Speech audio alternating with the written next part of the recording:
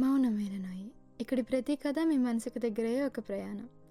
ఇవాళ పాడంతా నా చిన్నప్పటి నుంచి ఇప్పటి వరకు నన్ను వెంటాడుతూ వేధిస్తున్న మ్యాథమెటిక్స్ గురించి. అంటే కాసేపు మనసులో చిరాకును బయటికి వదిలేద్దామని. అన్నిటికంటే ముందు డిస్క్లైమర్ ఇచ్చేద్దాం. సో గాయస్, ఇందులోని మాటలు పదాలు మిమ్మల్ని ఎవరిని ఉద్దేశించినవి కాదు, కేవలం మ్యాథ్స్ అనే సబ్జెక్ట్ని మాత్రమే.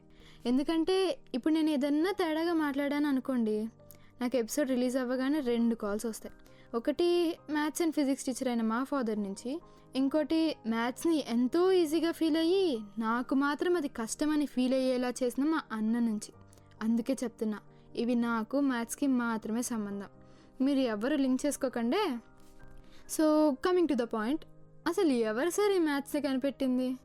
నాకు అర్థం కాదు ఏంటంటే, హ్యాపీగా ఉన్న లైఫ్లోకి ఆల్జీబ్రా ప్రాబ్లమ్స్ ఎందుకు తెచ్చారంటారు? వాడెవడో ఎక్స్ని వాళ్ళు కనుక్కుంటే సరిపోదు అన్నట్టు మళ్ళీ మనం ఎందుకు కనుక్కోవాలి? ఏంటో లేండి. ఇకపోతే స్టెప్ ప్రాబ్లమ్స్. ఎవరండి 50-60 పెన్లు ఒకేసారి కొంటారు? సరే, పెన్లు కొన్నారే అనుకోండి, మళ్ళీ అవి తీసుకెళ్ళి ఎవడికో అమ్మేస్తారు.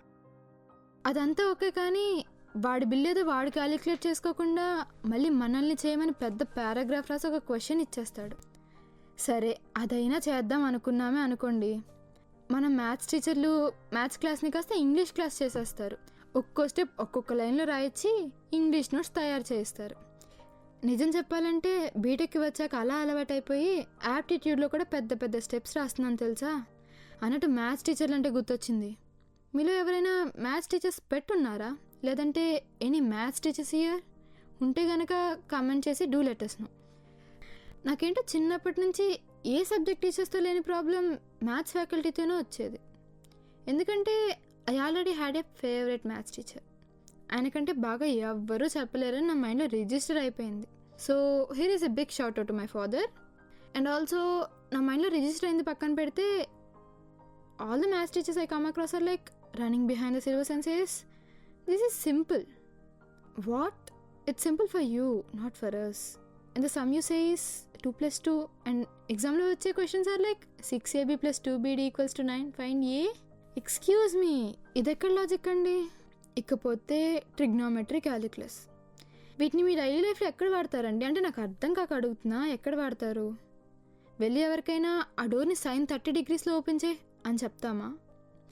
లేకపోతే కూరగాయలు అమ్ముకునే వాళ్ళ దగ్గరికి వెళ్ళి నా బిల్కి డెరివేటివ్ ఎంత అయింది అని అడుగుతామా? బయటికి పొమ్మని గెంటేస్తాడండి. ఇంకా ప్రాబబిలిటీ, ఇది చిన్న కథ కాదు. 70% ఆఫ్ రెయిన్. ఇదేంట్రా అయ్యా, అంబ్రెల్లా తెచ్చుకోవాలా వద్దా? ఆ ముక్క చెప్పు చాలు. ఇకపోతే ప్రూవ్ 2 ట్రయాంగిల్స్ ఆర్ కాంగ్రెంట్. అరే బాబు, కనిపిస్తున్నాయి కదా, నేను ఒప్పుకుంటాను, నీకు ఒక నమస్కారం, నన్ను వదిలే. నెక్స్ట్, మ్యాథ్స్లో ఒక biggest scam, integration and differentiation. అవి ఎలా చేయాలో, ఏం చేయాలో, అసలు ఎందుకు చేయాలో నాకు తెలీదు. ఇకపోతే డివైడ్ బై 0. ఇది ఇల్లీగల్ తెలుసా? దీనికి మాత్రం మ్యాథ్స్లో ఆన్సర్ లేదంట. నా చేత ఎక్స్ ఏంటి అని కనిపెట్టించారు, హైపోథసిస్, మ్యాట్రిక్ ట్రాన్స్ఫర్మేషన్స్ అని అన్నీ చేయించి ఇప్పుడు వచ్చి 0తో డివైడ్ చేస్తే అన్డిఫైన్డ్ అంటున్నారు. ఏంటోలే, నా చిన్నప్పటి నుంచి ఒక్కటే గోల. స్కూల్ మ్యాథ్స్ అయిపోయిందా? అయితే ఇదిగో calculus.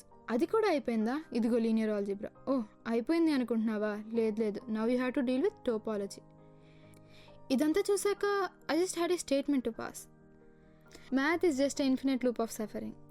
So to all the maths lovers out there, good for you. But for rest of us, let's accept that some things in life never change.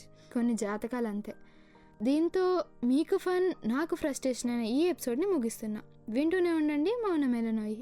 ఇక్కడి ప్రతి కథ మీ మనసుకు దగ్గరయ్యే ఒక ప్రయాణం. వచ్చే బుధవారం ఒక కొత్త ప్రయాణంతో మళ్ళీ కలుద్దాం. అండ్ మీ ఫ్రెండ్స్కి కనుక స్పాటిఫై లేకపోతే మన మౌనమేలనోయి ఇప్పుడు యూట్యూబ్లో కూడా అవైలబుల్గా ఉంది. So you can listen it there. అంతే, ఇక నేను మీ అమూల్య చోడిశెట్టి సైనింగ్ ఆఫ్.